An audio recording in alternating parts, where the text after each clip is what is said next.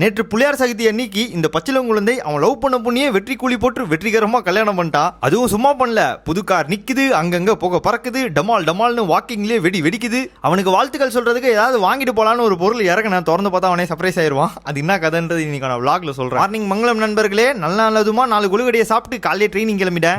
இந்த சனிக்கிழமை வந்தா நம்மளுக்கு காம்படிஷன்ல, அதனால இந்த வாரம் ஃபுல்லா டீலோடு தான். பெருசா சிஎன்எஸ் ஃபெட்டிக் பண்ணிக்க மாட்டேன், குட்டி மசல் மட்டும் ட்ரெயின் பண்ணிட்டு வீட்டுக்கு போயிருவேன். நீ வீடியோ குட்டியா வச்சுக்கணுன்றதுக்காக டைரக்டா அவனை நான் சாயங்காலம் பண்ண ஷாப்பிங் கூட்டு போயிடுறேன். கொடுக்குற பொருள் வாழ்வாதாரத்துக்கு ஏதாவது ஒரு விதத்துல யூஸ்ஃபுல்லா இருந்தா நமக்கு ஒரு திருப்தி. அவன் டெய்லி காப்பி போடுறதுக்கு அவனோட முதல் எழுத்து வச்ச மாதிரி ஒரு கப்பு பார்த்தேன், பட் உள்ள பட்டாம்பூச்சி இருந்தாலும் பூக்கின்னு சொல்றாங்கன்னு சொல்லிட்டு வச்சிட்டேன்.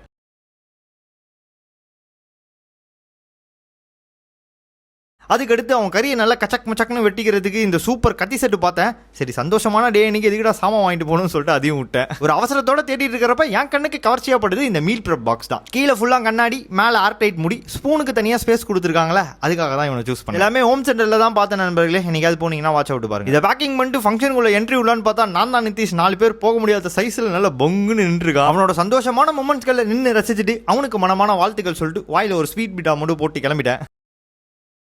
இந்த மாதிரி நீங்களும் உங்களுக்கு பிடிச்சவங்களோட பெட்டர் டுகெதரா இருங்க. அப்படி யாரும் முடிக்கலனா தட்டி விடுங்க, நீங்க பெட்டரா இருங்க.